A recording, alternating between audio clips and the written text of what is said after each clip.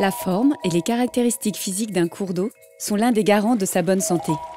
De cette santé dépendent les services qu'il nous rend. La préserver ou la restaurer est un enjeu majeur pour nos sociétés. En France, une multitude de cours d'eau sillonnent le territoire. Ils forment un réseau de 270 000 km de long, composé de ruisseaux, rivières, petits et grands fleuves qui au final se jettent dans la mer ou l'océan. Les formes des cours d'eau sont très variées, plus ou moins sinueuses, divisées parfois en un ou plusieurs bras, ou encore parsemées d'îles, de bancs de sable ou de galets. Le climat, la nature des roches traversées, l'écoulement du cours d'eau ou encore sa pente sont à l'origine de ces formes.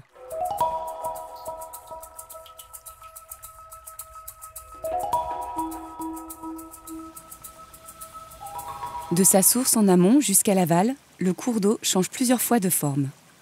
Il arrache à son lit et ses berges, blocs, galets, graviers, sable, et comme un tapis roulant, les transporte de l'amont puis les redépose plus loin, de la montagne vers l'océan, façonnant ainsi son tracé.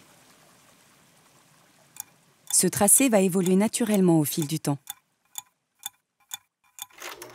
À Bourbon-Lancy, par exemple, en 60 ans, la Loire a modifié son cours sur plusieurs kilomètres. Ce tracé subit également de fortes modifications lors d'une crue, quand le cours d'eau sort de son lit et déborde dans sa plaine d'inondation. Un cours d'eau a donc besoin d'espace.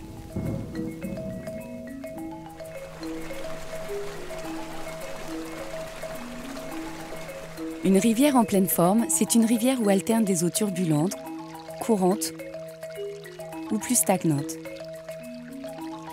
De profondeur et de largeur variables, qui charrie toutes sortes de sédiments, offrant une bonne diversité d'habitats à ses habitants. Une rivière en pleine forme, c'est aussi des berges naturelles et l'absence d'obstacles à sa continuité, permettant la libre circulation des espèces aquatiques et des sédiments. Enfin, c'est une rivière qui peut divaguer naturellement dans son espace de mobilité et y déborder lors des épisodes de crue.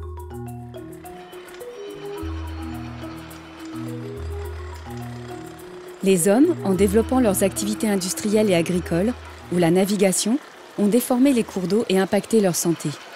Ainsi, un tracé rendu plus rectiligne, pour la navigation par exemple, rend uniformes les écoulements de la rivière. Les berges artificielles, bétonnées ou enrochées, ou bien les digues, vont réduire, voire supprimer l'espace de mobilité du cours d'eau et l'empêcher d'éroder ces berges.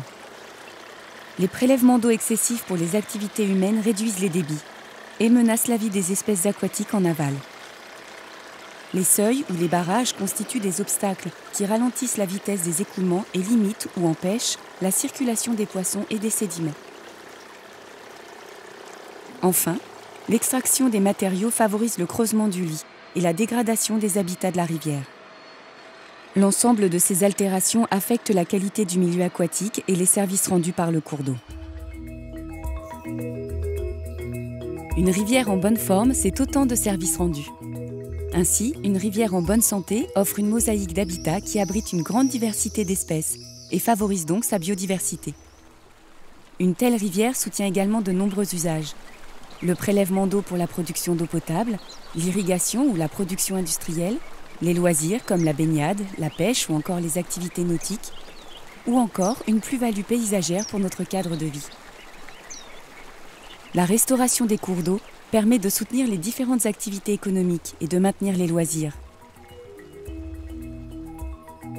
Elle régule les inondations en redonnant au cours d'eau son espace de mobilité. Elle améliore la qualité de l'eau et permet ainsi de réduire les coûts de traitement pour la production d'eau potable. La dynamique et la diversité de la rivière sont sa richesse. Nous devons préserver et restaurer les cours d'eau si nous voulons protéger les paysages, les écosystèmes, leur biodiversité et garantir les services rendus par nos rivières.